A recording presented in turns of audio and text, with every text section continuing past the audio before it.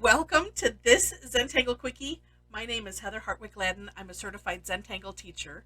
And today we're going to take a look at the Tangle 2V from CZT Ginny Lu. Now, at the time of this recording, it is the evening of 2/22/22, and I wanted to do something with a 2 in it. And so I thought that this would be perfect. Yesterday was the 21st, and so I did a tangle called 21. It was just you kind of get on that that bandwagon. You want to stay on it because it's fun. All right, this is a neat tangle, and what I'm going to do is show one. It's essentially a fragment, and then you can put it together into with other ones and create neat designs. All right, so it's a triangle to start off with. All right, and actually I want to draw it rather big. Trying to do my best to make it even. All right, there we go. Then, and this is a neat part. I thought this was just rather clever. So I'm just going to start on this on this end, and we're going to draw straight lines to the center. So from point to the center, and on my step out I wrote point to center of each side. So if hopefully it makes sense if somebody hasn't watched the video, and I know on Ginny's step out she circled them, I think, and wrote center. I can't remember, but it at least told me, oh, I'm aiming for the center. So then I'm going to do this one, and I'm going to aim for the center over here. And close, of course, right? And then here, same thing. I do want to try to cross right where oh, good. Right where the crisscross already is. So on this point, I kind of aim for there, and then, hope that it's at least close to the center. And it is. And what's neat is, if you were to just look at this, and this is the beauty of Zentangle, and just looking at that and say, okay, yeah, replicate that. Now, some people might, and you kind of guess, but it's so nice to have these step outs that say, oh, come from this point and go to the center of that side. Ah, perfect. All right, then we're going to essentially aura. So what we have is we have this section, which is, it's, I don't know what the name of that shape would be. It's diamond-esque. But what we're going to do is we're going to aura, this larger shape. So on either side of that center line, like so. And actually, I think I'm going to do something different than I did. I have a little sample here. But let's just do it that way first. You can fill it in. That's how she has it on the step out. But we'll do something a little bit different because it is kind of the decorating phase. Now, sometimes I have a challenge, and I should aura at least, the same distance. That one kind of got a little bit wiggly. And it's all going to depend on how even, I suppose, your triangle is. But in Zentangle, right, we're not necessarily worried about that. We just do the best that we can do. And if it's a little uneven in places, it's okay. So what I'm going to do on this one is, because as I was playing with it, I thought, oh, this would be neat to do. I'm going to do just straight lines close together. I'm going to flip this, and we'll do that on either side of that. There we go. It is a really neat way to put a pattern in and disguise or make this center line here invisible. And so just auraing that straight line, and for something like this, I kind of like to do them close together because it makes it somewhat of a texture versus a bunch of straight lines, I guess. That's my philosophy on that. I'm sticking to it.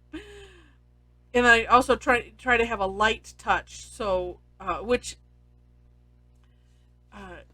not that the lines are wiggly, but they're not necessarily straight, and it kind of disguises that as well if they're just kind of light.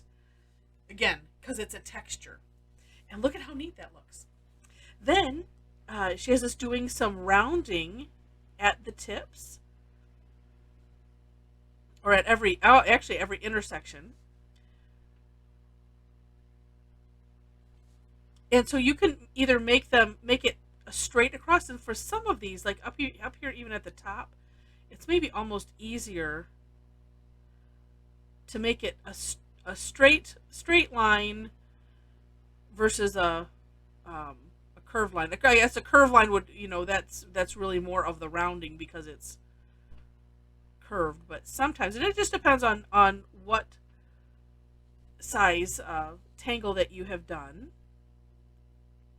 Actually, that if I did the whole thing, let's redo that a little bit.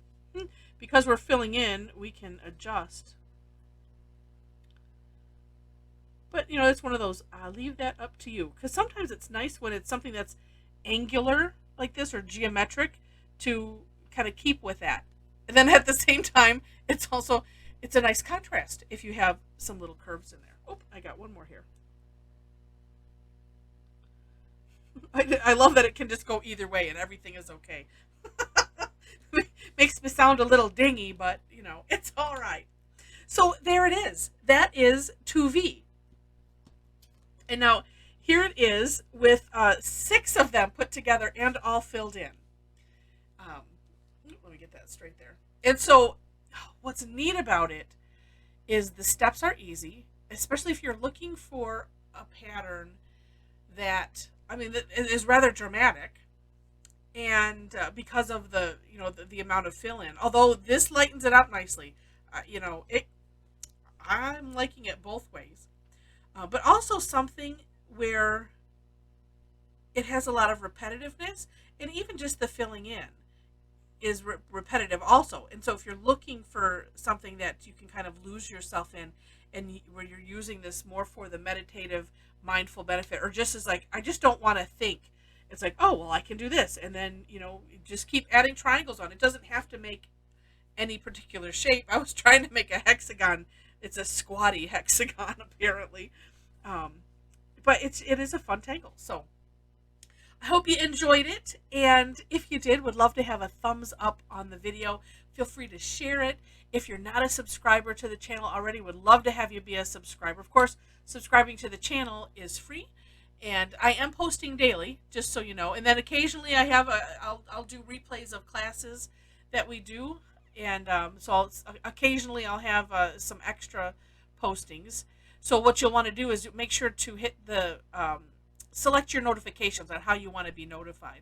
I haven't mentioned that in a while because I don't like to, I guess, have a lot of pop-ups and things on my phone. And so if you don't like that either, I would hate to have you think, oh, there's that Heather again. She's always posting something. Oh, and then unsubscribe. I'd rather have you set your notifications to no notifications and still be a subscriber and still enjoy the content.